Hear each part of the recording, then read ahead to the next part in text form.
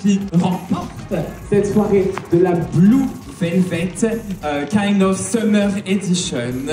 Je compte jusqu'à 3 et on crie 1, 2, 3, Elvis!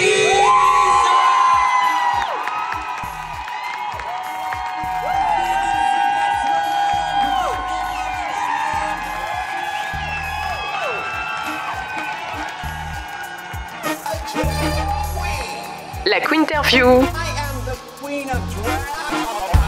Hello à tous et bienvenue dans la Quinterview. La Quinterview, qu'est-ce que c'est ? C'est toujours un podcast queer d'interviews libres, ouvertes et inclusives qui vous ouvre les portes du monde merveilleux des artistes drag. Drag queen, drag king, drag queer, club kid, créature, plus l'infini et au-delà. Ici on parle de vie de drag, de vie out of drag, de construction artistique, de processus créatif. Je suis toujours Bip et la curiosité est mon plus beau défaut. Aujourd'hui, pour ce nouvel épisode de la Quinterview, j'ai décidé d'inviter celui qui a remporté la Blue Layette le 11 juillet 2024, comme vous venez de l'entendre. Concours de jeunes drague organisé par Léo Tremaine et Mademoiselle Kiss au Grand Contrôle. Et c'est comme ça qu'il a gagné son épisode de la Quinterview. Avec lui, on va parler de grandir dans une famille de profs, de stéréotypes de genre, de Tour Eiffel en bonbons exposés dans une boulangerie. Bienvenue pour ta Quinterview, Elvis. Salut, ça va ? Bah ouais, ça va très très bien. Bienvenue pour ta Quinterview et félicitations d'avoir remporté cette Blue Layette. Merci beaucoup, merci. Avant de commencer, quels sont tes pronoms ? Comment je m'adresse à toi ? Mes pronoms, c'est il. Eh ben très bien. Alors, est-ce que tu es prêt pour ta Quinterview ? Je suis prêt. Alors, où est-ce que tu as grandi ? C'est un peu la question qui ouvre toujours la Quinterview, c'est où est-ce que tu as grandi, d'où est-ce que tu es originaire ? Alors moi, j'ai grandi à Saint-Cyr-sur-Loire, c'est à côté de Tours, en fait. Ok. Et comment c'était la vie là-bas ? T'es resté là-bas longtemps ? Ouais, je suis restée jusqu'à mes 18 ans, donc jusqu'à mon bac. En fait, voilà, je vivais dans la banlieue tourangelle, donc Saint-Cyr-sur-Loire, et j'ai fait mes études à Tours jusqu'au bac. Ok. Et t'avais grandi avec des frères, des sœurs ? Comment était un peu l'environnement familial ? Ouais, j'ai un petit frère qui a 4 ans de moins que moi, donc qui me suivait plutôt de près. Et voilà, on a fait à peu près les mêmes collèges et lycées. On s'entendait plutôt bien. Enfin, quand on était plus petit, il y a plus de différence d'âge, tu sais. Alors, parce que quand t'as 10 ans et qu'il en a 5, là, t'as vraiment la grosse différence. Toi, tu rentres dans l'adolescence, lui, il est vraiment plus petit. Donc, on se chamaillait un peu plus, je pense, à cette époque-là. Mais après, dès qu'on a tous les deux touché l'adolescence, tu vois, bien, bien fort, et ben c'est bon, c'est super bien entendu, on s'entend toujours très très bien. Ok, ouais, très très proche du coup. Ouais, très proche. Ouais. Ok. Et tes parents, ils faisaient quoi dans la vie ? Moi, je viens d'une famille de profs, voilà, pur produit de ma classe sociale, prof. Ma mère, prof d'histoire, géographie au collège, et mon père, prof d'anglais à l'université. Enfin, maintenant, il est à la retraite, mais voilà, pendant les 5 premières années de ma vie, il travaillait. Ok, donc, et comment c'est de grandir avec des parents profs ? Bah ça va, enfin moi j'ai plutôt bien vécu, mais je pense que je l'ai bien vécu parce que je suis bonne élève, donc ça va, ça aide un peu, et puis je pense que de manière générale c'est quand même hyper rassurant parce qu'ils connaissent bien en fait les petites techniques quoi pour bien réussir, on est quand même bien entouré, on a toujours de l'aide quoi à disposition, surtout dans les matières dont ils sont quand même spécialistes quoi, donc sur ce point-là c'était plutôt cool. Moi on m'a pas trop mis la pression je crois, mais comme dit il y avait pas tellement besoin. Donc c'était plutôt cool. Je pense que c'est plutôt, ça reste quand même un privilège, je pense, d'être enfant de prof, parce que, en tout cas, du point de vue de la réussite scolaire, c'est quand même rassurant, quoi. Ok, et donc oui, il n'y avait pas d'exigence particulière à réussir ou de devoirs un peu supplémentaires de parents profs. Non, je pense pas. Mais après, comme dit, peut-être si j'avais été mauvaise élève, peut-être que je l'aurais plus senti. Mais comme là, il n'y avait pas tellement besoin de me pousser, surtout jusqu'au collège, lycée, bon, ça allait et tout. C'était quand même assez facile pour moi. Je pense que j'avais des facilités. Donc, en vrai, toujours été, je pense, l'enfant que des profs voulaient avoir, a priori. Mais après, je pense que ma mère et mon père... m'aurait quand même accepté malgré tout, je veux dire. Mais je pense que ce serait allé aussi, quoi. Et t'aimais bien l'école ? Ouais, plutôt. Alors en primaire, j'aimais vraiment bien. Je me souviens même, je faisais des stages de remise à niveau en maths pendant les vacances, alors que j'étais très bon en maths. Ça n'avait aucun sens. J'y allais quand même et j'étais trop content d'y aller.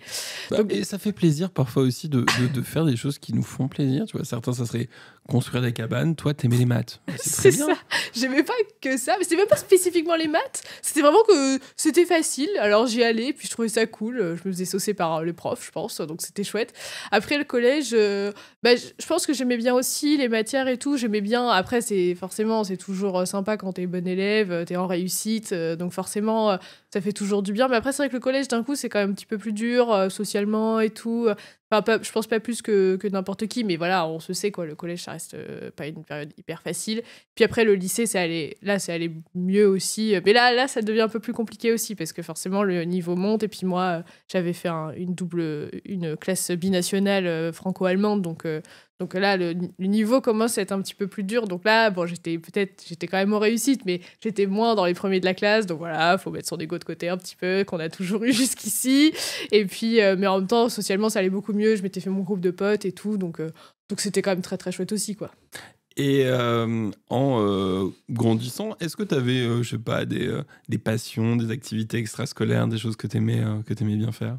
Ouais, j'adorais bricoler, genre c'était grave mon truc. Je me souviens, le soir, il y avait toujours le petit rituel, mes parents regardaient les news à la télé, et moi j'avais mon bureau de bricolage, c'était vraiment... Incroyable, mais à partir de quel âge? Mais je pense que je pense que ça a commencé en primaire, hein. Donc assez tôt, je saurais pas dire quand, mais j'ai toujours voulu, je sentais que j'avais très très envie de faire des choses, créer des trucs et tout, ça partait toujours dans tous les sens, et puis souvent j'abandonnais l'intérêt spécifique au bout de quelques mois, mais je trouvais toujours quelque chose pour que ça relance. J'habillais mes poupées, à un moment j'ai eu ma période bijoux, puis ma période dessin, période manga forcément.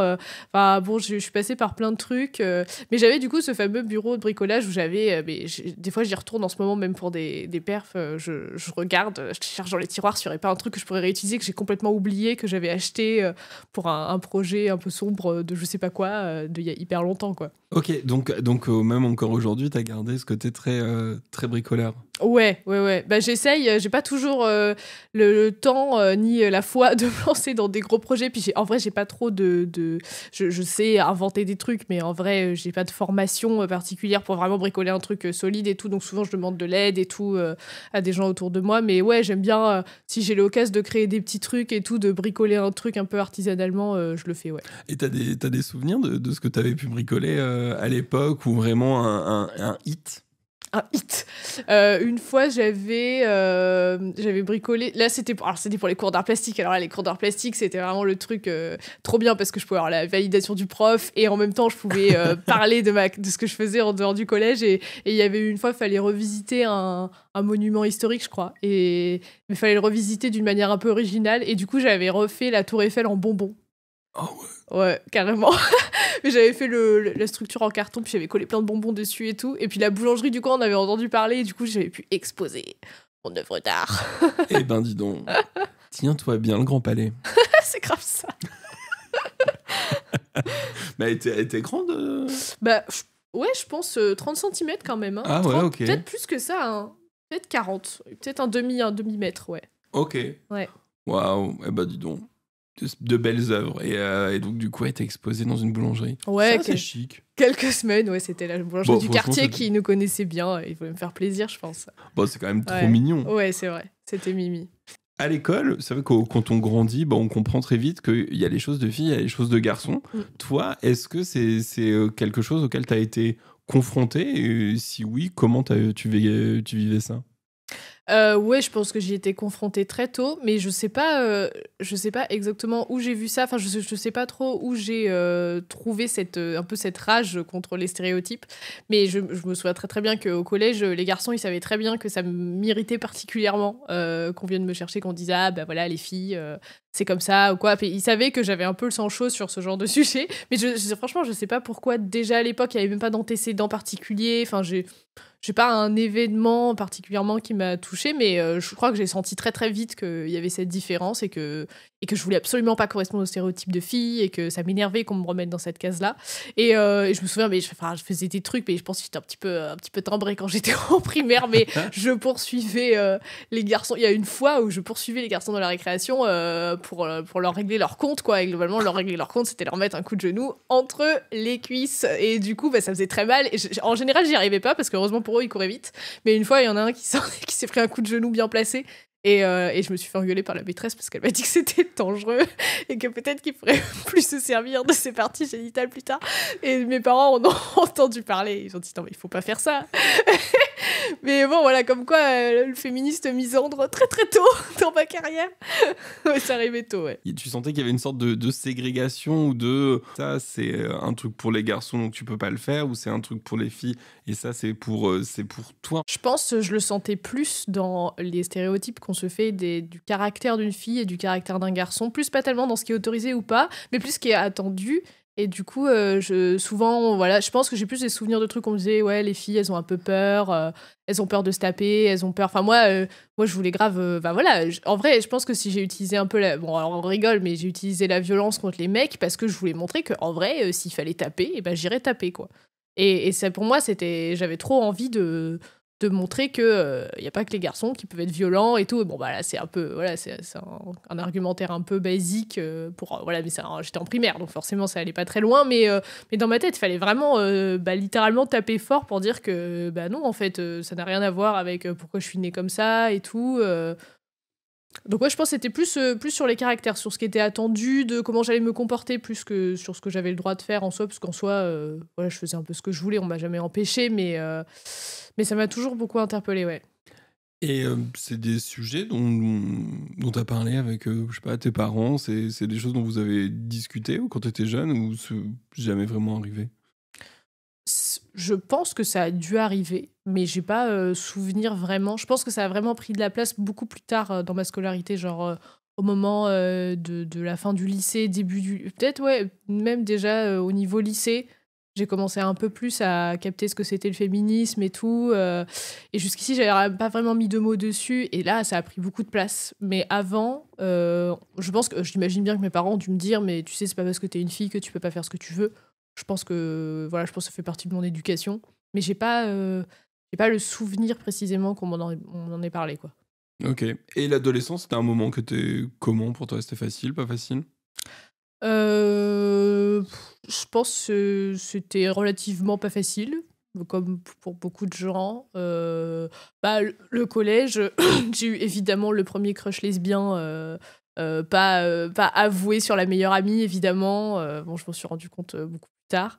Mais en vrai, pas plus que ça. Bah, après, j'avais un peu... En plus, j'ai changé de collège, moi. Donc, il y a eu un peu ce truc-là de changement, un peu d'établissement. C'est toujours un truc particulier. Mais en vrai, j'avais bien fait d'avoir changé de collège parce que j'étais pas très bien dans le premier. Et c'est vrai que, bah oui, en plus, j'étais dans des classes qui étaient pas faciles. En plus, si j'ai changé de collège, c'est parce que je suis passée d'un collège qui était plutôt dans la zone défavorisée de Saint-Cyr-sur-Loire. Et après, je suis plutôt allée dans le collège bourgeois aussi. Donc, il y a aussi ce truc-là à prendre en compte. Mais c'est vrai que j'étais dans le premier collège, notamment, j'étais un peu l'intello. Et ça, c'est vrai que c'était pas évident de gérer ça et tout. Mais c'est vrai que changer de collège, ça m'a un peu éloigné des gens qui étaient pas forcément hyper sympas avec moi à l'époque. Et je m'intégrais mieux dans le deuxième, quoi. Est-ce que t'as fait des bêtises étant jeune? Ta plus grosse bêtise dont tu te souviens? Ma plus grosse bêtise bah, je pense que... En fait, étant jeune, c'est-à-dire adolescence ou ouais, je sais pas. De manière générale. Ouais, un truc qui te vient comme ça, ou enfant. Mais ouais. je pense, quand j'étais en primaire, mais je pense que j'étais... Je sais pas ce qui se passait, je pense que j'avais besoin de voir un psychologue à l'époque, mais j'ai vu, il y a un moment, je pense que je voulais attirer l'attention. Et j'ai fait un truc, mais complètement barge. J'ai commencé à écrire sur mes feuilles de papier, enfin, sur mes copies, ou je sais plus quoi, est-ce que c'était sûrement sur mes cahiers. J'écrivais S plus S égale un cœur. Et en fait, il se trouve que mon voisin, parce que mon dead name commence par un S, et mon voisin s'appelait Simon. Et je pense que j'étais amoureux, enfin, bon, il devait y avoir un truc comme ça. Mais ça aurait pu s'arrêter là, je veux dire, pourquoi pas. Et sauf qu'en fait, ce que je faisais, c'est que j'appelais la maîtresse et je disais que quelqu'un avait écrit ça sur mon cahier. C'est comme si c'était pas moi. Et c'est allé hyper loin parce que je le faisais tous les jours, ça. Et la maîtresse, au bout d'un moment, elle pétait un plomb. Et puis moi, bah, je passais trop pour la petite fille hyper modèle qui a des bonnes notes, qui est fille de prof. Enfin bon, impossible de me suspecter. Et puis en plus, pourquoi je ferais ça? Ça n'aurait aucun sens. Et c'est allé hyper loin. Il y avait des punitions collectives où personne n'avait le droit d'aller en récré. Et moi, je voulais pas lâcher l'affaire. Pour moi, ce que tu me racontes, c'est une série Netflix. Mais merci, je sais. Non, mais c'est fou. Et en fait, je me sentais en même temps terriblement coupable. Et je me disais, mais je peux pas dire que c'est moi qui ai fait ça, parce que non, j'ai fini par arrêter. Mais je me suis dit, je peux pas dire que c'est moi, parce que ma carrière de bonne petite fille va genre s'effondrer, tu vois. Tout ce que j'avais construit jusque-là en tant qu'enfant, avec qui ça se passe bien et tout, et qui n'y a pas de problème, bon, finalement, je me suis fait cramer 2 ans plus tard par une maîtresse qui était un peu psychologue et qui a capté que c'était moi, en fait, depuis le début. Mais sur le moment, c'était des grands moments de culpabilité intense où je voyais que personne pouvait aller en récré à cause de moi, mais en même temps, c'était trop dur de dire que c'était moi, quoi. Mais ça a duré longtemps. Je pense 1 an quand même. Hein. 1 an, Mais... ouais. Enfin, on n'a pas été privés de récré pendant 1 an. Hein. Non, mais le drama a duré quand même un certain temps. Ouais. Ça me rappelle un film que j'ai vu il y a pas très longtemps qui s'appelle Scandaleusement Vôtre. Ouais. Avec Olivia Colman et Jessie Buckley, où c'est une femme qui reçoit des lettres. Alors, c'est pas vraiment des lettres de menaces, c'est plutôt des lettres d'insultes. Okay. D'insultes un peu drôles. Ça se passe, je sais pas, fin 18, début 19e. Et elle reçoit des lettres d'insultes et tout machin, et elle accuse sa voisine. Et au final, en fait, tout le monde se met à recevoir ce genre de lettres, d'insultes assez vertes et tout. Et bref, après, je raconte pas l'histoire, mais il y a quelqu'un qui se retrouve en prison. Alors, ça reste quand même une comédie, hein, mais un peu énigmatique. Et ça me fait vachement penser à ce que tu me racontes là. Non, mais c'est fou, quoi. Et puis, je pense que j'ai réitéré ce genre de truc plus tard au collège et tout, sur d'autres trucs et tout. Mais je sais pas, il y a une volonté de vivre une double vie. Je ne sais pas. Je n'en sais rien. Mais du coup, ce qui était drôle ou terrible en même temps, c'est que personne pouvait me suspecter parce que j'étais tellement calme, j'avais tellement des bonnes notes qu'en fait, personne pensait que c'était moi, quoi. Puis ce serait complètement... ce serait n'importe quoi si c'était moi, quoi. Je vais pas spoiler Scandaleusement Vôtre, mais c'est exactement l'histoire. J'adore. Je vais pas spoiler, mais je vais spoiler quand même. Voilà. Mais après bon, bref. Et t'as fait quoi comme stage de 3e ? Mon stage de 3e, c'était au cinéma d'arrêt essai de Tours, les studios. Voilà, je leur fais un gros bisou, parce qu'ils sont super. Et ça t'a plu ? Bah ouais, grave. En vrai, j'ai toujours été quand même beaucoup portée sur l'art en général, et le cinéma me parlait beaucoup. Et j'avais réussi à choper ce stage là-bas, et c'était trop chouette. Alors, on faisait les entrées, bon ça c'est pas très, très marrant, mais on avait quand même droit à avoir un film par jour, et chaque film, il fallait faire une petite critique dessus, et j'avais vachement kiffé. Et je m'étais dit, purée, ça me parle vraiment et tout. J'avais vu plein de trucs à ce moment-là. Et voilà, j'avais vraiment, vraiment bien aimé. Ok, trop sympa. Est-ce que t'as eu, je sais pas, des histoires d'amour qui ont été marquantes dans ta vie et qui ont aidé à te construire dans ce que t'es aujourd'hui ? Alors, c'est pas exactement une histoire d'amour, parce qu'il n'y a pas eu, en tout cas pas d'amour réciproque. Peut-être qu'on peut dire que c'est quand même des histoires d'amour quand tu aimes même d'un seul côté. Mais j'ai eu un gros crush au lycée, en première, donc j'avais 16-17 ans, quoi. Et je suis tombée red dingue d'un gars qui avait genre 50 plus que moi, mais que j'avais rencontré via je sais plus quel truc. Enfin, en fait, j'avais rencontré dans un bal. Je sais, ça fait un peu vieilleux comme ça, mais en fait, mes parents... On a tous grandi dans des bals. Bien sûr. Mais en fait, mes parents sont tous les deux dans des groupes de danse traditionnelle, enfin qui font des bals folk. Donc, c'est eux qui sont les musiciens de musique trad, voilà, okay. De musique traditionnelle. Et donc, souvent, j'allais à des balles le week-end où ils jouaient eux. Et donc, je l'avais croisé à cette occasion-là. Et en fait, on a parlé et tout. On s'était échangé nos numéros. Je me souviens que je me sentais comme une bad bitch parce que j'avais réussi à lui demander son numéro à la fin. Alors qu'il m'impressionnait vraiment beaucoup, vu qu'il avait genre... je pense que si j'en avais 17, il en avait 22, 23, quoi. Et du coup, j'avais demandé son numéro et on avait commencé à échanger beaucoup par message. On s'envoyait des pavés, on se racontait plein de trucs et tout. Et pour moi, c'était évident, quoi, qu'il y avait quelque chose. Enfin, bon, bref. Et j'étais vraiment très, très, très, très obsédée par ce jeune homme. J'étais vraiment...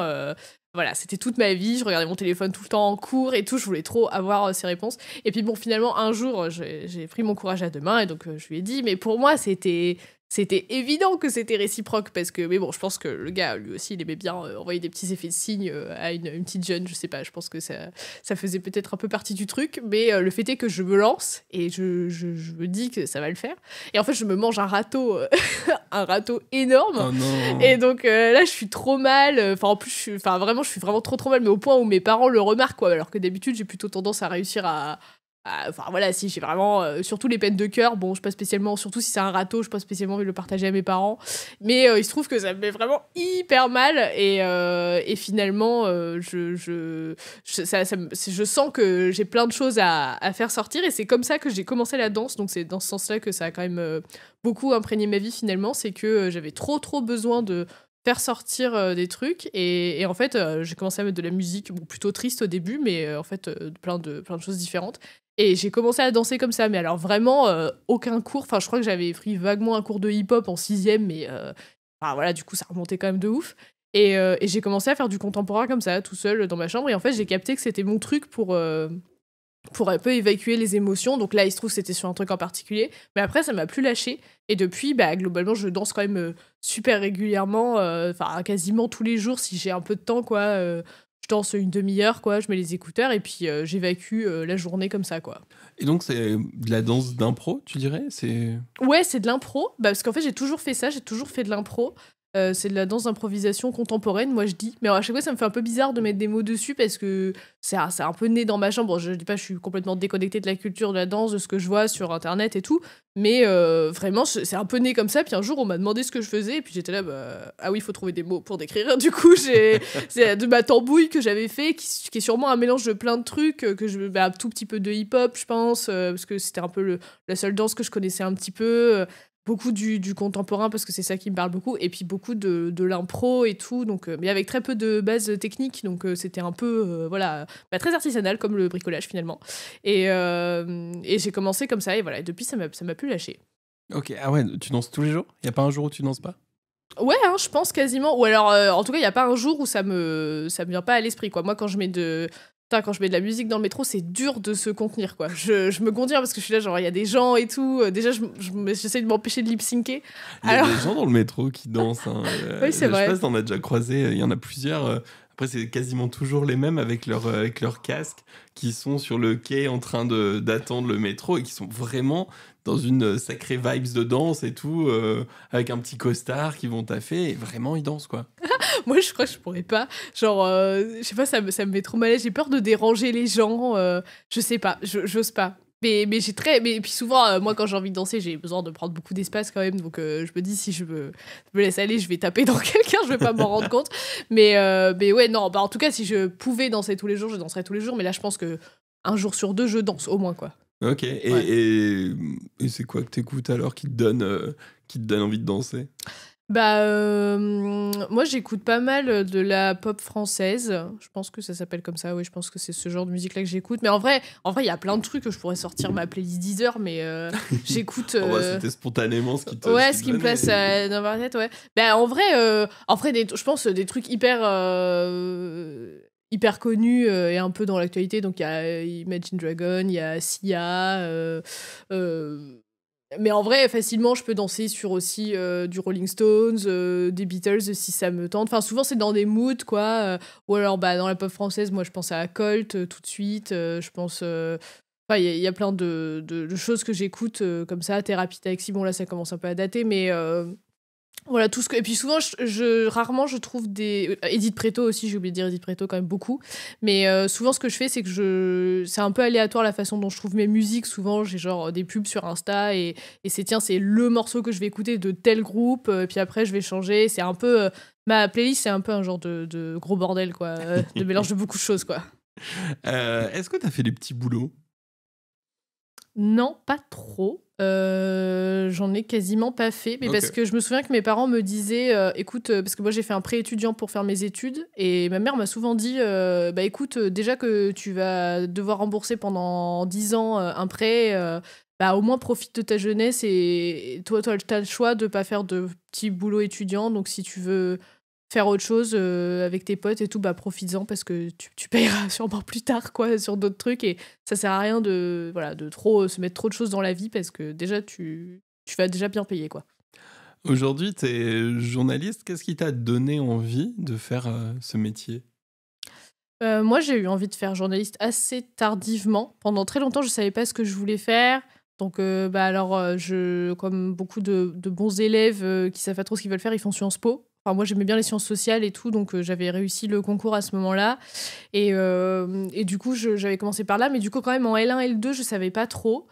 Et finalement, on nous a présenté les masters qui sont possibles parce qu'à Sciences Po, en fait, on peut faire beaucoup de masters différents. Et c'est pour ça que j'avais fait Sciences Po, c'est que je me disais que j'allais bien finir par faire un truc qui me plaisait.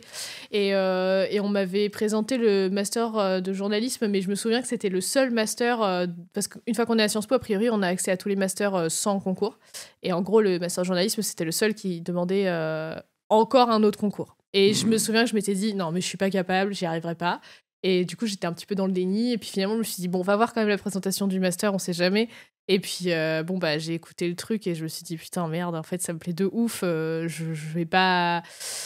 Je vais pas y arriver à ne pas le faire, quoi. Et puis surtout, je pense que c'était quelques semaines plus tard, j'ai été invitée sur la radio du campus de mon campus à Nancy. Mais c'était complètement pour autre chose. C'était même pas moi qui était prévu. C'était pour parler en tant que représentant de l'asso féministe du campus. Et c'était pas du tout prévu. Et je me suis retrouvée face au micro. Et je me suis dit, oh la vache, ouais, donc ça, c'est fait pour moi, quoi. Il faut que je fasse du journalisme, c'est obligé. Tu parles de féminisme, c'est quelque chose qui s'est développé du coup tout au long de ton adolescence et de tes études? Ah ouais, ça a toujours fait beaucoup partie de ma vie. Bon, bah alors, il y a eu la primaire et tout. Après, c'était plus ou moins politisé, plus ou moins intelligent. Enfin, intelligent au sens de, structuré en tant que pensée et tout, féministe. Mais oui, j'étais très à cheval sur ça. Je me souviens déjà au lycée, dès que quelqu'un se disait un truc un peu sexiste ou quoi, j'étais vraiment souvent celui qui réagissait le plus. Mais je me souviens qu'au lycée je captais pas tout, puis je pense que j'avais beaucoup d'idées reçues aussi sur ce qu'était censé être le féminisme, et j'étais pas encore hyper éduquée sur la question. Et puis après quand je suis arrivée à Sciences Po, du coup, et bah là tout de suite je suis allée à l'association féministe et tout. Il y avait souvent des débats, et là j'ai beaucoup grandi dans cette association là. Donc, c'était cool parce que du coup, j'ai rencontré aussi des gens qui étaient un petit peu plus éduqués que moi sur la question. Donc, j'ai appris plein de choses là-bas. Et puis, au fur et à mesure, il y a eu le Covid. Là, j'ai commencé à lire des trucs et tout. J'ai lu La domination masculine de Bourdieu, évidemment. Mais bon, évidemment, il y a d'autres choses. Après, j'ai appris qu'il y avait d'autres choses qui étaient un peu mieux sur le sujet. Mais ça fait partie des premiers bouquins que j'ai lus vraiment où je me suis posée sur la question. Et en fait, ça a pris beaucoup de place au fur et à mesure et tout. Et aujourd'hui, évidemment, ça fait même carrément partie de ma vie. Et d'ailleurs, ça a pris beaucoup de place aussi dans ma famille. Je me souviens que moi, mon père, il a 78 ans. Donc forcément, il y a aussi un gap générationnel. Et en fait, ça arrivé très, très vite. Je me souviens... fin de lycée, début de licence, je me prenais sévère la tête avec mon père sur ces questions-là, et aussi avec ma mère, et parce que il y a quand même le gap générationnel, et puis de manière générale, je voyais bien qu'il y avait des choses qui se jouaient dans ma famille, qui font partie du patriarcat, mais je pense comme dans 99% des familles. Et comme c'était tout le temps moi qui en parlais, forcément, des fois, ma mère, elle me disait un peu, bon, ça va, on a compris, voilà. Et je comprends, c'est chiant quand t'as un militant qui est tout le temps là à te montrer du doigt tout ce qui va pas, c'est relou.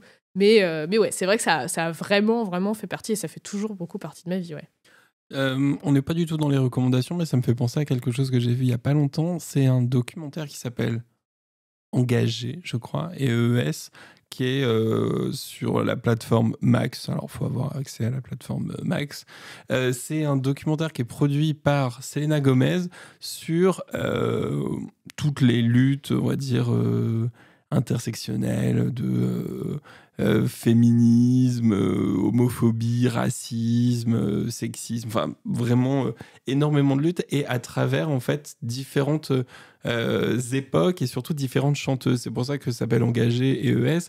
Et donc il y a Chaka Khan, il y a vraiment énormément d'artistes qui ont chanté des chansons, par exemple pour l'avortement, pour plein de choses dans les années 70, des artistes qui se sont fait interdire, etc. Et donc du coup ça parle de toutes ces luttes-là, mais à travers la chanson et à travers les chanteuses, et c'est hyper intéressant. Donc si jamais vous avez l'occasion, n'hésitez pas, c'est vraiment très très sympa. Ah ouais, Selena Gomez, elle produit, je savais pas, des documentaires. Ouais. Et c'est vraiment très bien, c'est vraiment très très bien.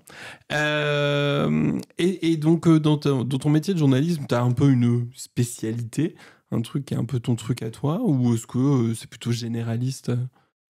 Moi, j'aime particulièrement forcément les thématiques LGBTQIA+, c'est un peu mon truc, ou féminisme, de manière générale, la question sur le genre, c'est ce qui me parle le plus, et aussi sur lequel je suis le plus calée. Donc ça m'intéresse. Après, moi, en termes de sujets, je sens que beaucoup de sujets peuvent me parler à partir du moment où il y a des gens, des émotions à traduire en reportage. À partir du moment où je me sens touchée par la personne qui le raconte, ça peut être vraiment n'importe quoi. En fait, je me rends compte que c'est ça, je pense aussi, la qualité du journaliste, c'est que tu peux être très calé sur un truc, mais en vrai, plus tu te sens touché par des histoires, plus tu as envie de les raconter, forcément. Après, en termes de médium, moi je suis spécialisée dans le journalisme télé, donc la caméra, plus ce qu'on appelle le journaliste reporter d'image. Donc vraiment, c'est celui qui prend la caméra, quoi, qui est rarement... il peut être devant la caméra, mais c'est rarement, c'est plutôt celui qui filme toujours, et qui va sur le terrain, et qui est souvent accompagné d'un autre journaliste qui s'appelle le rédacteur, et qui gère un peu plus le fond du reportage. Mais moi, c'est vraiment le cadrage / poser des questions, quoi. Ok, et ça te plaît? Bah ouais, ça me plaît toujours. Là, j'ai commencé à bosser il y a pas très longtemps. J'ai été diplômée en juin, donc c'est assez nouveau en fait de commencer à travailler. Mais ouais, ça me plaît de ouf. J'adore aller sur le terrain. En plus, souvent, ça pourrait être un inconvénient pour beaucoup de gens, mais tu choisis pas les sujets sur lesquels tu vas en général. Enfin, quand tu bosses pour des grandes chaînes, et donc on t'envoie et puis tu improvises. Et j'aime beaucoup. Je crois que j'adore ce truc aussi d'improvisation. Il faut se former sur un sujet en 5 minutes. Tu te débrouilles, tu vas rencontrer les gens d'ici 1 heure, donc faut se dépêcher, faut connecter, faut être prêt avec sa caméra, son matos, et puis y aller, quoi. C'est de l'action, c'est beaucoup un métier d'action, j'aime bien. Et de base, t'es quelqu'un de très curieux? Ouais, plutôt en vrai, plutôt curieux, mais après, c'est surtout, en fait, je crois que surtout que je suis quelqu'un qui aime beaucoup connecter avec les gens, c'est ça qui me fait, je suis hyper extravertie, je suis hyper sociable, j'ai hyper envie de parler avec les gens, et c'est ça qui me nourrit, en fait. Donc, au-delà d'être curieux, je pense à partir du moment où quelqu'un se confie un peu à moi, j'ai envie d'en savoir plus, j'ai envie de partager, de partager son histoire et de la vivre par procuration avec lui, quoi. Étonnamment, ton métier de journaliste et le drag ont un point commun, et on y revient juste après les questions de Mia. Alors Mia, voilà, c'est toujours, forever, mon assistante éditoriale, et elle a des questions pour toi. Bonjour, je m'appelle Mia, j'ai 6 ans. Aujourd'hui, je suis disponible. Bienvenue à Mia Question. Bonjour, Elvis. Salut! Pourquoi tu t'appelles Elvis? Alors, je m'appelle Elvis. Pourquoi je m'appelle Elvis? Alors, parce que moi, j'aimerais comprendre, déjà, pardon, je suis désolé. Mia, Elvis, faut qu'on parle. Il y a Elvis, donc Elvis, E-L-V-I-S. Il y a E-L_VICE. Il y a Elvis Tresley. À qui je m'adresse, pardon? Mais ce n'est qu'une seule personne. En plus, franchement, m'attaquer sur les prénoms alors que je suis trans, c'est franchement, c'est un peu gros. Hein. Non, mais je rigole. Non, mais c'est vrai que c'est un peu c'est vrai que on peut confondre, parce que c'est vrai que j'ai eu beaucoup de choses différentes. Mais c'est vrai qu'au début, en plus, je m'appelais même pas comme ça. Je m'appelais Elvis E2LE_VICE. Donc le pronom L suivi de vis. Parce qu'en fait, de base, je voulais vraiment qu'il y ait un jeu de mots, parce que c'est un peu le truc des drag kings. Donc fallait qu'il y ait un jeu de mots. Elvis, c'était pas encore pris. Et puis en vrai, j'aime trop la masculinité d'Elvis Presley. Bon, personnage quand même très controversé, mais j'aimais bien ce côté qu'il y avait un peu la police des mœurs à l'époque qui lui disait de pas trop se déhancher sur scène. Je trouve que c'est iconique, quoi, comme anecdote. Je trouve ça fou, ça me fait penser un peu à Travolta aussi. J'aime bien cette masculinité-là qui n'hésite pas à aller finalement dans des codes assez pédés, mais pour autant pas du tout dans la revendication d'une orientation sexuelle particulière, donc plutôt en tout cas très finalement hétéronormée, et j'aimais bien ce côté-là. Parce que par ailleurs, je sais très bien me déhancher, donc j'aimais bien avoir cette référence-là. Mais au début, j'avais mis elle, Elvis, parce que j'étais là, vas-y, peut-être qu'à l'époque, c'était mes pronoms, je sais plus, enfin, c'était ça. Puis au fait, au fur et à mesure, j'ai compris que, en fait, le elle dans mon prénom, ça m'a un peu trigger. J'étais là, genre, en fait, je me sens pas très féminin, quoi, dans la vie, donc je vais arrêter de mettre elle dans mon nom drag. Donc j'ai changé, et j'ai mis elle, EL, en mode pronom espagnol, enfin bon, je sais pas trop, mais j'étais là, faut que je trouve quelque chose. Et puis au fur et à mesure, en fait, de toute façon, c'était un peu pour la blague d'Instagram, quoi, pour avoir mon petit arrobase avec Elvis dedans, et puis le vis aussi, c'est sympa, quoi, ça met un petit côté un peu sexy, un peu bad boy, j'aimais bien rajouter ça aussi. Et puis après, il y a eu Elvis Presley, donc ça, je l'ai trouvé il y a pas très longtemps, je pense que je l'ai trouvé il y a 4 mois, enfin vraiment il y a pas très longtemps. Parce que j'y pensais, je me disais, tiens, si j'avais un nom de famille, ce serait quoi? Parce que c'est vrai que la plupart des drag kings ont quand même un prénom et un nom. Et je me disais, tiens, c'est vrai, moi je me suis toujours appelée Elvis tout court. Et puis du coup, j'ai rajouté Tresley parce que je trouvais ça hyper drôle. Je crois que je trouvais avec un pote. C'est très marrant. Et voilà, et on avait bien réfléchi. J'étais en mode, Tresley, c'est génial, ça fait un truc un peu marrant et tout. Et du coup, en fonction des shows, des fois, je demande à ce que ce soit juste Elvis quand je sens que c'est une perf un peu voilà, triste ou juste sérieuse. Et quand c'est un truc un peu plus chill, je dis Elvis Presley parce que voilà, ça fait rire et ça fait une bonne introduction, quoi. Si je comprends bien, il y a un Elvis et il y a aussi un Elvis Presley. C'est vraiment c'est deux types de perfs différentes. Oui, après c'est vraiment pour les hosts, pour qu'ils puissent, s'ils ont envie. Mais après, si on dit Elvis Presley juste avant une performance un peu sérieuse, c'est pas très grave. Mais en vrai, c'est le même Elvis, hein. Juste, c'est pour des questions d'ambiance un peu, quoi. Mais après, moi, j'aime bien, je suis attachée au Elvis tout court parce qu'il y a un peu un truc, t'as même pas besoin de mettre de nom de famille parce qu'il y en a qu'un seul, tu vois, genre, il y a un peu un truc d'ego. Je pense que juste le Elvis, c'est stylé, quoi. Il y a un peu ce truc de l'unique. De toute façon, il n'y a pas besoin de nom de famille, quoi. Une nouvelle question de Mia. C'est ta couleur préférée, le bleu? Non, tu crois? On a rigolé il y a pas longtemps parce que j'étais dans un show et évidemment il y a toujours des drags qui oublient des trucs dont ils ont besoin et du coup j'ai un pote, c'est Demi Molette, donc un autre drag king que je connais bien, qui me dit t'as pas des paillettes? Et je lui dis bah oui mais j'en ai que en bleu, et il me dit mais non ça m'intéresse pas. Il me dit t'as du mascara? Je dis ouais mais que en bleu, hein. Et en fait il m'a demandé tout ce qui lui manquait et à chaque fois je l'avais que en bleu. Évidemment ça ne l'intéressait pas, son drag était plutôt rose donc ça ne fonctionnait pas du tout. Mais oui effectivement le bleu, j'aime beaucoup le bleu. Elvis a une version rouge qui sort de temps en temps quand j'ai refait ma teinture rouge, ça fait bien. Mais globalement, j'ai toujours été beaucoup... j'ai eu cette période, notamment au lycée, c'est rouge, c'était ma couleur préférée. Et puis après, je suis passée au bleu. Et à l'époque, au moment où j'ai fait Elvis, où je l'ai créé, donc c'était il y a bientôt 2 ans, là, je me souviens, j'avais des cheveux longs à cette époque-là et je m'étais fait des mèches bleues. Et je me disais, c'est cool si je me fais une petite barbe bleue avec et tout, ça va bien matcher. Mais c'est vrai que la barbe bleue, ça a toujours été... c'est le premier truc que j'ai dit quand je suis arrivée à l'atelier Drag King qui était fait par Lewis Raclette et Power Bottom. J'étais là, c'est sûr, il aura une barbe bleue, c'est sûr.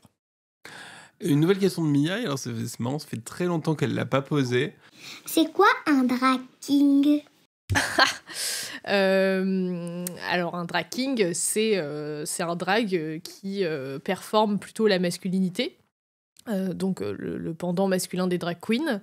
Après, il y a plein de façons, je pense, de performer cette masculinité. Je pense on pense souvent, les drag kings, on pense souvent à ceux qui dénoncent cette masculinité toxique et tout, qui souvent la tournent au ridicule ou la dénoncent. Enfin voilà, souvent on pense à des performances un peu soit drôles, soit un peu plombantes, en mode ce que les hommes cis sont capables de faire. Il y a quand même beaucoup de choses à dire. Mais moi, j'ai tendance à penser que de toute façon, à partir du moment où tu te dragues en king, donc tu te mets une barbe et que du coup, quelque part, tu essayes de performer, d'être une créature masculine, en tout cas, parce qu'en fait, c'est pas juste performer la masculinité, c'est être une créature masculine qui emprunte plutôt des codes masculins. À partir de ce moment-là, en fait, tu performes déjà une masculinité. Parce que moi, en fait, il y a plein de performances où je lip-sync plutôt une voix féminine. Et en fait, ça ne voudra pas dire pour autant que je suis moins un king ou que c'est parce que j'aborde pas des questions de masculinité que c'est pas du king. Et que en fait, ça suffit d'avoir une barbe et une moustache et puis c'est parti, quoi. Et puis après, tu vois, et puis même si t'as des fossiles, même si t'as une grosse perruque, des cheveux longs, bah en fait, tu restes un king. Et c'est ça qui est cool. C'est aussi les kings, je pense, ils posent beaucoup la question de cette fluidité, particulièrement dans le drag king, parce que quand t'es une drag queen et que tu mets beaucoup d'éléments, genre des grands fossiles, des perruques, bon, tu sais que t'es dans la caricature de la féminité et c'est très stylé, mais c'est vrai que nous, les drag kings, on a tendance à faire un peu pareil, sauf que nous, on a une barbe et une moustache, ou en tout cas des codes qui sont masculins. Et du coup, moi, je me suis surpris au fur et à mesure à faire évoluer mon drag, à mettre des fossiles, à mettre des talons, à mettre des perruques qui sont plutôt féminines. Et en fait, ça montre que, en vrai, voilà, c'est comme ça que les créatures existent aussi. C'est avec un panache et tout, et que ça n'enlève rien à cette masculinité. Et ça questionne encore plus ce que c'est qu'être un homme ou ce que c'est que, de manière générale, être masculin, quoi.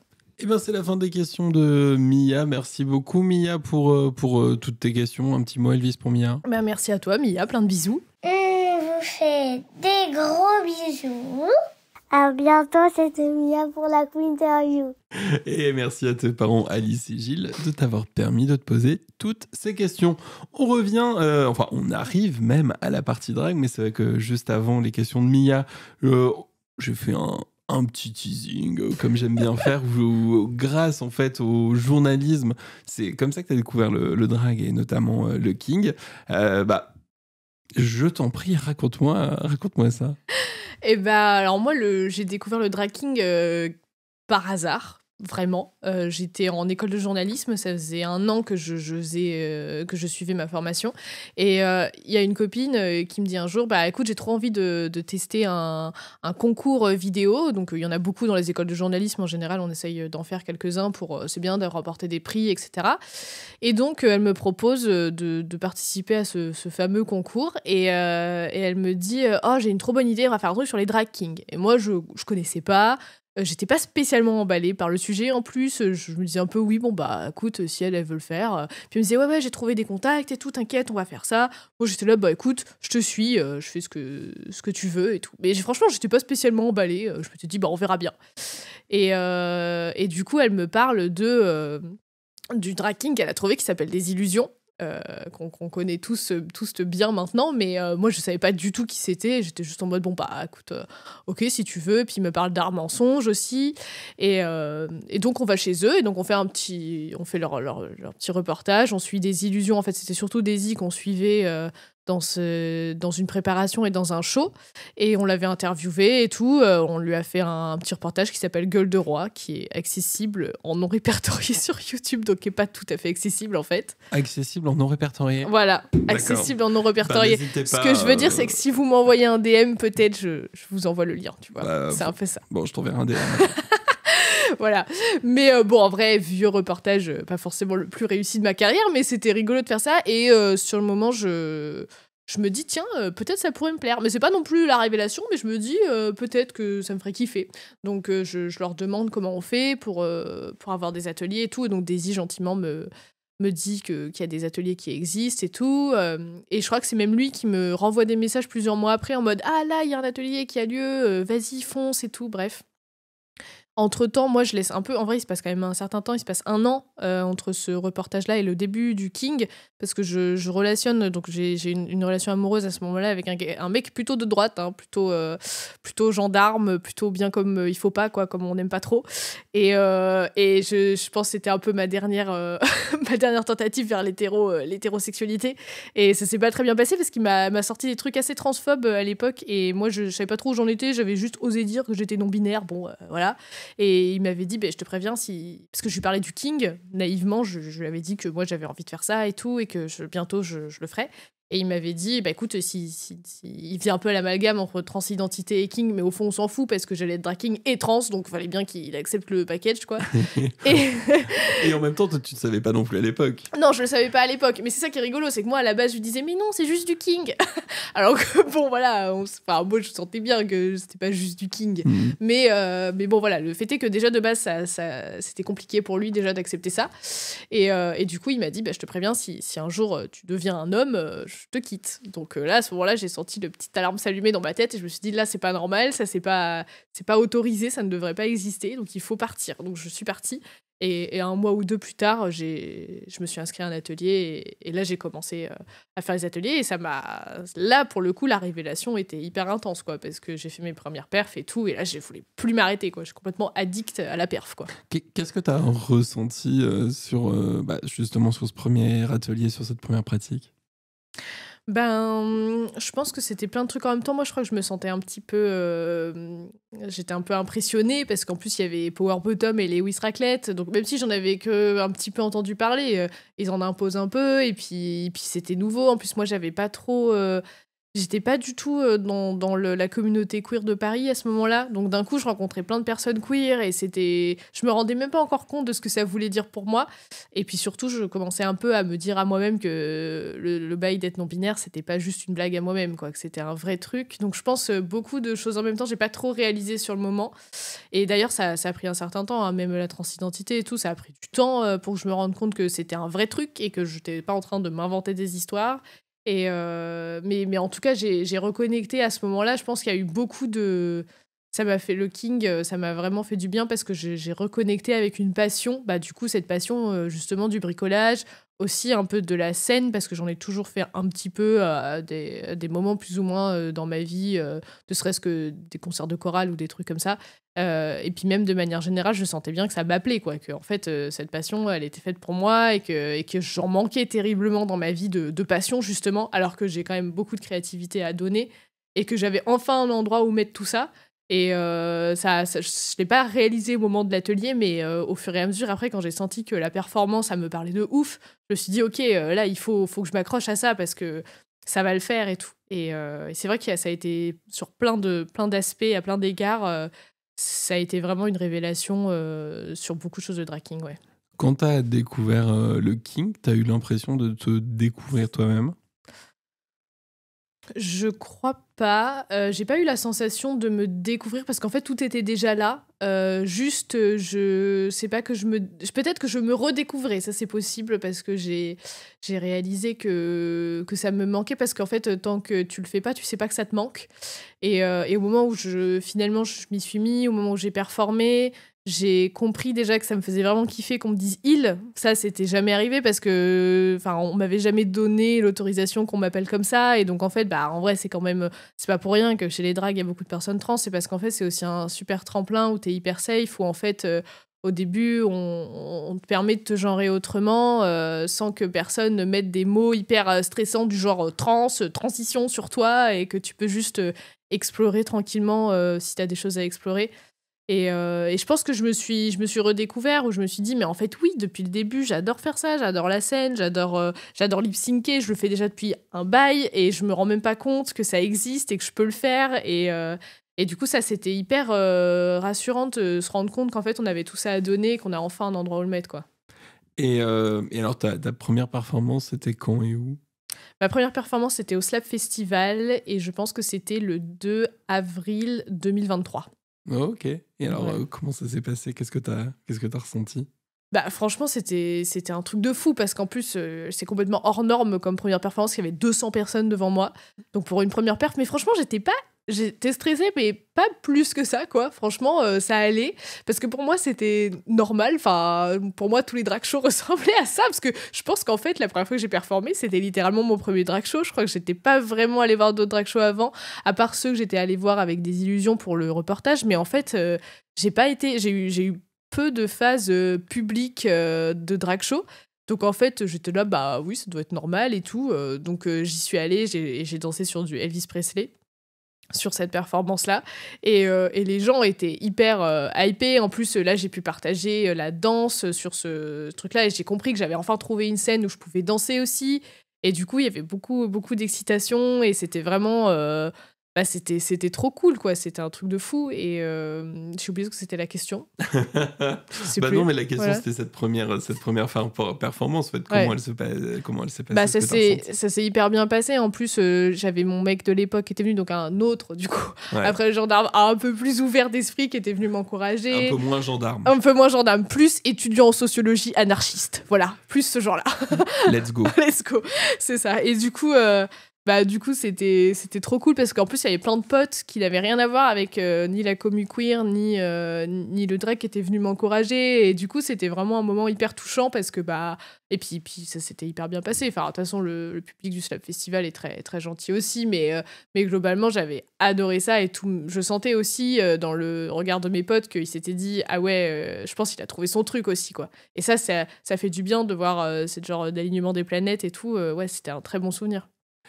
Est-ce que quand on grandit et quand on évolue avec son personnage drag, il est facile parfois de savoir où s'arrête le drag, où commence la vie out of drag? Est-ce que la frontière est traçable facilement? Alors, je vais parler pour moi, mais ça a été un très gros sujet pour moi de faire la différence entre mon drag et moi, parce que pendant longtemps, je faisais une différence, puisque j'avais mon prénom civil que j'utilisais tous les jours, et puis après, il y a eu Elvis qui est arrivé. Et là, je me suis dit, mais en fait, je me sens plus. Est-ce qu'on m'appelle vraiment par mon dead name? Je le sentais plus.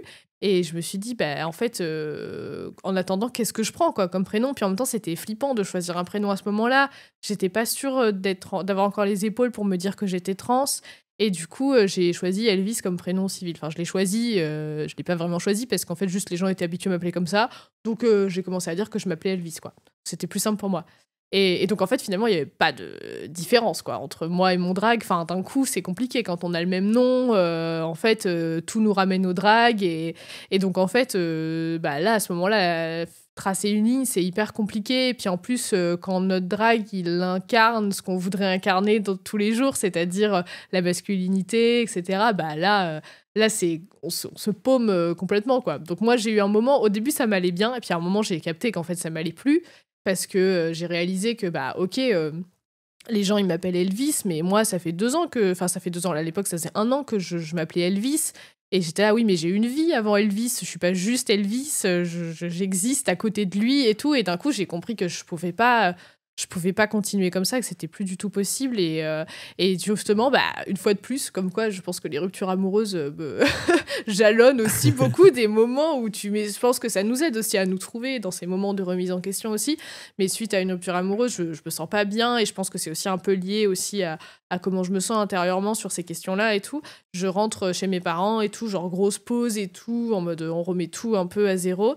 Et je revois mon ex du lycée, qui s'appelle Maxime, on lui fait un coucou, et il me dit, je lui parle de tout ça, et je lui dis, écoute, j'ai même pas de prénom, quoi, et puis finalement, donc on essaye je sais même pas si on essaye de trouver un prénom ensemble, mais finalement il me dit, mais pourquoi tu t'appellerais pas Sohan, parce que ça ressemble un peu à ton dead name, ce serait pas mal. Et puis je lui dis, non, attends, t'es mon ex, tu vas pas me baptiser en plus, enfin vas-y, c'est chaud quand même. Et puis on rigole, et puis en fait après coup je suis là, non, en fait c'est carrément ça qu'il faut que je fasse, faut que je m'appelle Sohan, en fait c'est évident.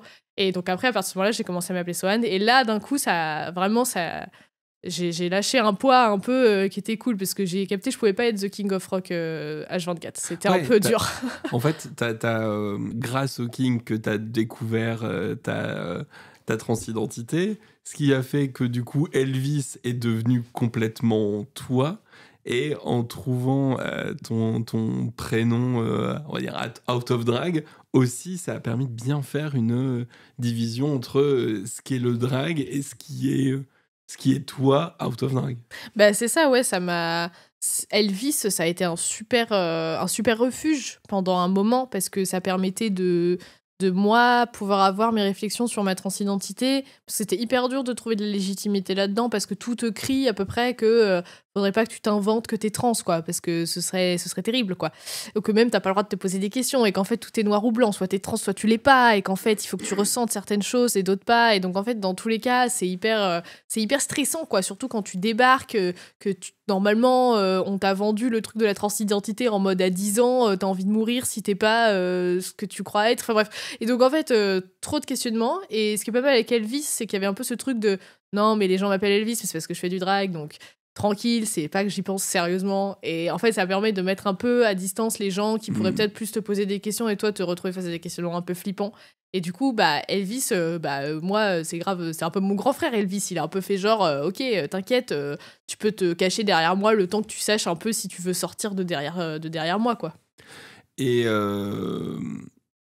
ta famille, vis-à-vis de tout ça, vis-à-vis du drag, vis-à-vis de ta transidentité, ça a été facile?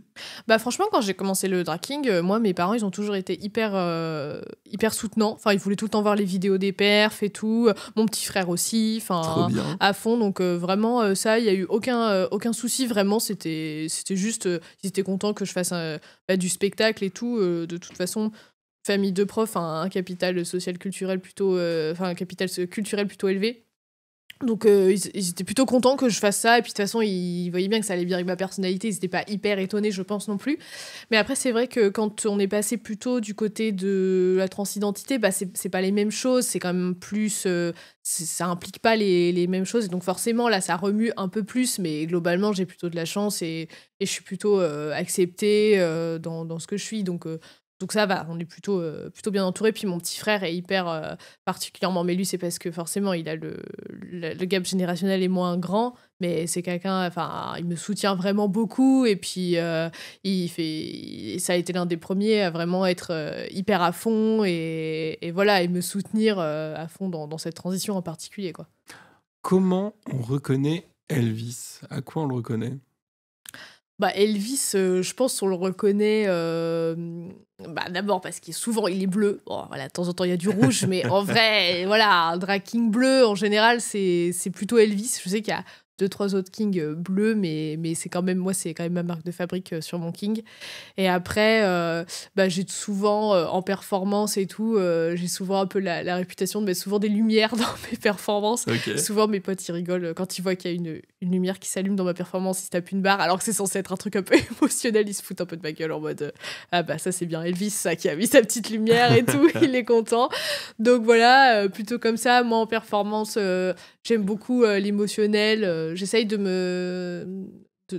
j'essaye un petit peu de tester d'autres sortes de performances un peu plus humoristiques et tout, mais globalement je pense là où je suis le plus douée et puis là où je me sens le mieux aussi, c'est la performance émotionnelle, c'est passer d'une émotion à une autre et tout, et de faire passer un message avec ça. Ça c'est plutôt, je pense c'est un peu ça Elvis, ouais.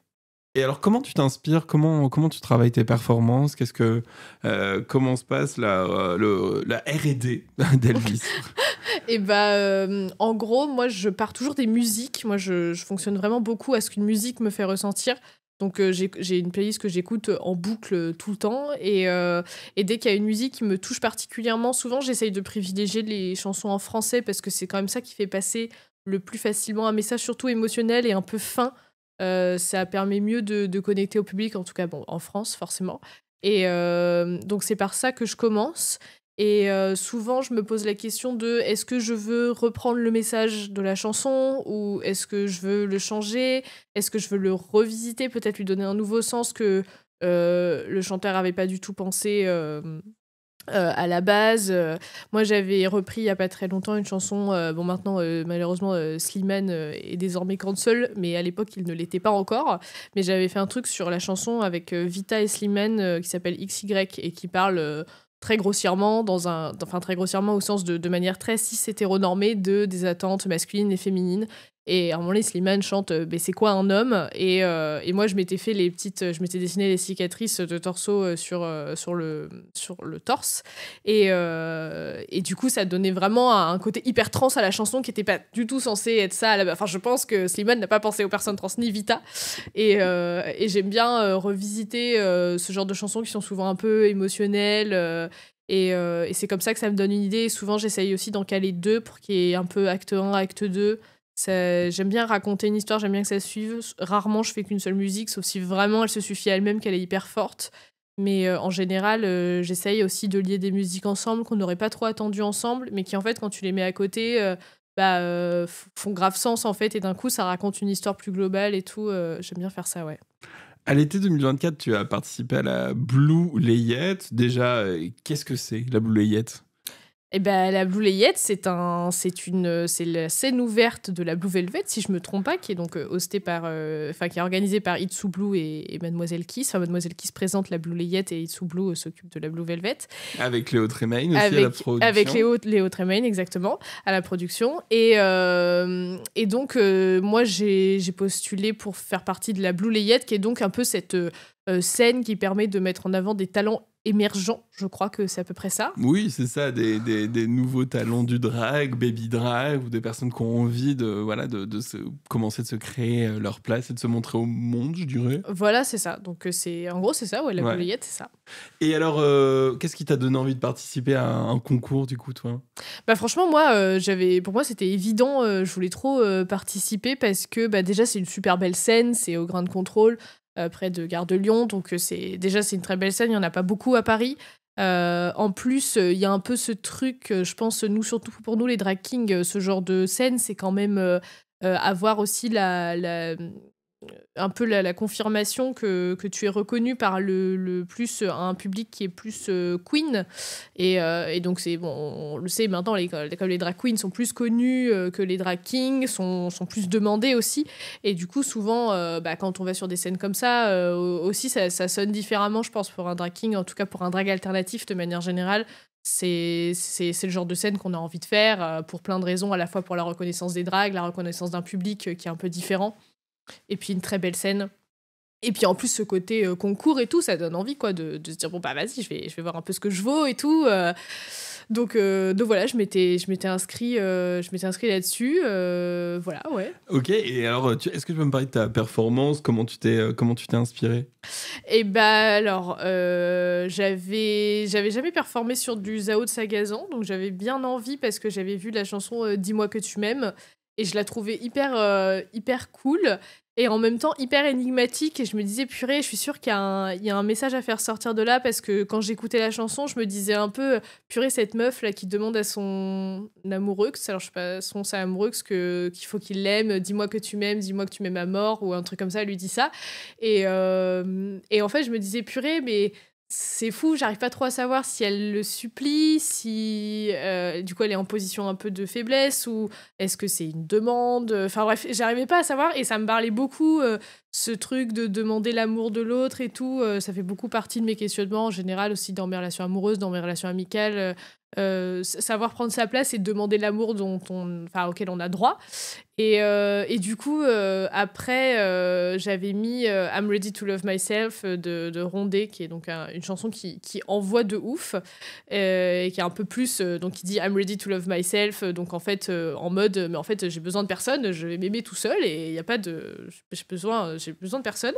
Et donc j'avais fait, voilà, comme je disais, j'ai mis 2 chansons l'une à côté d'autre, comme ça on penserait pas les mettre ensemble, et puis moi je trouvais que ça racontait une belle histoire. Et donc j'avais créé cette performance comme ça, en essayant de faire passer ce message-là, que j'étais prêt à m'aimer tout seul, voilà, comme un grand.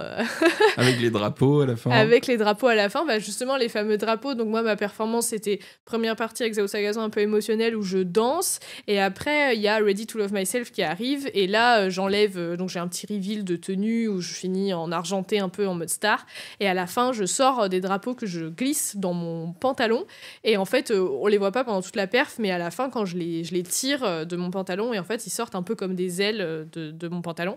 Et ça, c'est marrant parce que je n'avais pas prévu de le faire à la base. J'ai vraiment pensé à le faire 2 heures avant la perf. J'étais chez moi et je me suis dit, purée, il manque un truc sur cette perf, je sais pas quoi, mais il manque un truc, il faudrait que je rajoute ça.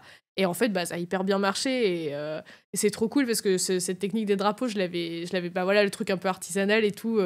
J'aime bien créer des petits trucs comme ça demande pas énormément de skills, mais en fait, faut avoir l'idée, quoi. Faut trouver le truc de comment faire pour que ce soit dans mon pantalon et en même temps que ça ressorte suffisamment pour faire des ailes et tout. Donc, ouais, C'était très très cool, très bon moment quoi. Mais c'est vrai que les kings ont beaucoup tendance à utiliser les drapeaux, utiliser les messages sur le torse, sur le corps. C'est quelque chose qui est assez pas récurrent, mais on va dire qu'il fait partie aussi de certains codes. Je sais pas, c'est important de les représenter comme ça, vraiment de manière concrète et visuelle quand on performe. Bah, je pense qu'en tout cas, ouais, il y a une culture king autour de faire passer des messages. Et forcément, faire passer des messages, parfois, ça demande aussi d'écrire sur des torses, d'écrire sur des corps queer aussi, souvent des corps trans. Donc, bah oui, moi, je trouve ça important. Après, j'avoue, sur le côté des drapeaux, j'y avais pas spécifiquement pensé à faire un clin d'œil à ça. Mais après, en fait, ça montre juste que je suis juste hyper king, quoi. J'y pense même pas. Je l'ai fait parce que juste, c'est ce que j'ai appris à faire et donc je le fais. Mais c'était important, en tout cas, parce que les 2 drapeaux que je sors, c'est le drapeau non-binaire et le drapeau trans. Et je pense qu'il y avait d'autant plus dans cette performance-là, il y avait aussi ce message-là que les personnes non-binaires peuvent être trans, qu'elles ne sont pas obligées parce que, au sens où elles peuvent accepter ce terme-là, mais qu'en vrai, évidemment, chacun choisit ses étiquettes ou pas dans la commu et tout.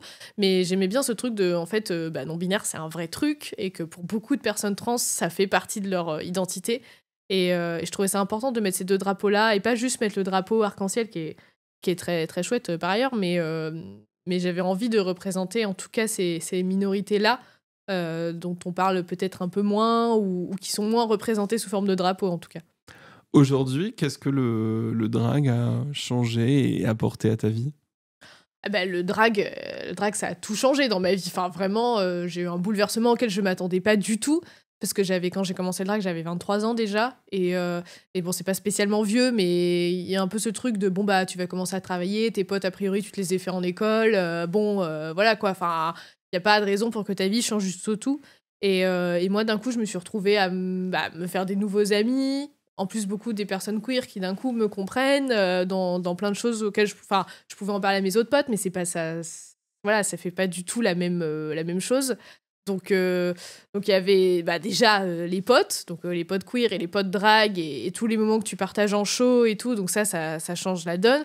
Ensuite, cette double vie qui commence de journaliste, puis le soir drag king, où finalement, moi, en moyenne, je performe en ce moment 4 fois par mois, donc ça change quand même la donne, quoi. 1 fois par mois, tu te retrouves sur une scène, tu te maquilles, t'accueilles un public, donc ça, déjà, ça change une vie, quoi.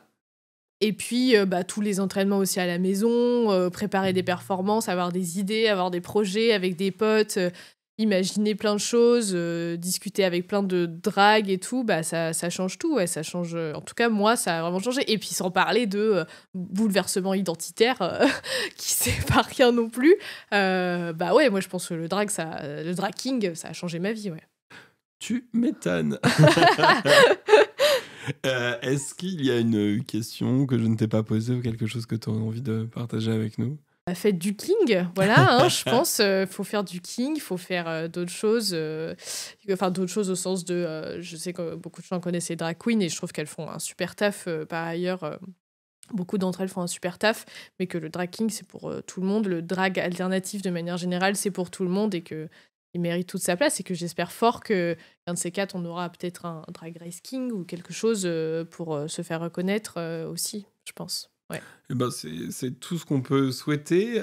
Elvis, on arrive à la fin de cette émission. Mais avant la fin de l'émission, il y a toujours les recommandations dont j'ai oublié de te reparler, de te dire faut pas oublier de faire des recommandations. Mais comme tu es journaliste, je suis persuadé que tu avais évidemment prévu quelque chose, sûr. Une petite note. Voilà, tu vois. Évidemment. Je le savais. Ah mon Dieu. On est connectés. Alors moi, j'ai lu un truc il y a pas longtemps que j'ai vraiment trop aimé. D'ailleurs, j'ai pas fini de le lire. C'est un livre qui s'appelle Sexualité et dissidence queer, coordonné par Chacha Henriquez. Alors ça nous vient du Québec, si je ne me trompe pas. Et ça parle de beaucoup de choses différentes sur, en tout cas, les habitudes dans la communauté queer, notamment la vie sexuelle, mais aussi de manière générale la culture relationnelle, culture sexuelle dans les communautés queer. Et c'est hyper intéressant parce que ça déconstruit beaucoup en fait ce qui est attendu, encore des histoires d'attentes hétéro-cis-normées, mais de manière générale aussi des attentes de la société sur comment on est censé relationner, comment on est censé faire famille, comment on est censé avoir du sexe. Et moi j'ai trop kiffé, c'était trop intéressant et Et en fait, c'est plusieurs auteuristes qui en parlent. Et ok, c'est pas dans le contexte français, donc voilà, faut se remettre un peu dans le contexte québécois. Mais en vrai, c'est plutôt assez proche et ça fait du bien parce que du coup, c'est écrit en français, donc c'est même pas une traduction. Et c'est plutôt cool de lire ce point de vue-là, ouais. Ok, donc sexualité et dissidence queer. C'est ça. Ok. Et moi, je voulais faire une petite recommandation aussi, un livre que je viens de finir de lire et que j'ai adoré. Pour moi, c'est le refuge absolu à tous les déçus d'Harry Potter et de son autrice transphobe. Ça s'appelle La maison au milieu de la mer céruléenne de l'auteur T.J. Clown. Donc TJ, qui est Clown, K-L-U-N-E. C'est un livre queer, écrit par un auteur queer, dans un monde où la magie et les êtres magiques existent. C'est l'histoire de Linus Baker, qui travaille au MJM, au ministère de la Jeunesse Magique, et son métier est d'aller surveiller les orphelinats magiques. Il évolue dans un monde étriqué, un peu triste, où tous ses jours se ressemblent, jusqu'au moment où le ministère de la Jeunesse Magique lui donne une mission qui va l'emmener sur une île où vivent les enfants les plus dangereux du monde magique, et avec à la tête de cet orphelinat un être mystérieux qui s'appelle Arthur Parnassus. Alors c'est un roman queer qui prône l'acceptation, la différence, être soi tout simplement, et j'ai découvert en écrivant ma recommandation que c'était une série et qu'il y avait d'autres romans qui allaient sortir. Je suis trop content. Non, franchement, c'est un livre super. J'ai trop hâte. Donc, La maison au milieu de la mer céruléenne de T.J. Clown, K-L-U-N-E, aux éditions PAL. Sinon, il y a un super podcast qui s'appelle... Bah vas-y, le podcast, je fais la pub tu as bien raison. des gens, voilà. Il y a un super... alors, ça revient d'un drag king qui s'appelle Jus d'Orange et qui fait un podcast qui s'appelle Drag King le podcast et qui interview, qui est un peu comme le petit frère de la Quinterview, le tout petit frère de la Quinterview, et qui interview exclusivement des drag kings, et c'est très chouette. Et du coup, c'est cool, ça permet de voir des artistes pas très connus, mais qui parlent du coup d'une communauté qui est effectivement pas très visibilisée aussi. Et c'est très très cool à écouter. Voilà, ça parle de plein de sujets différents, bien au-delà du drag king aussi, de manière générale, notamment de la pureté militante, de plein de choses qui nous entourent. Et moi, ça m'a beaucoup parlé. Je trouvais que ça représentait très bien ce qui se passe dans nos communautés, quoi.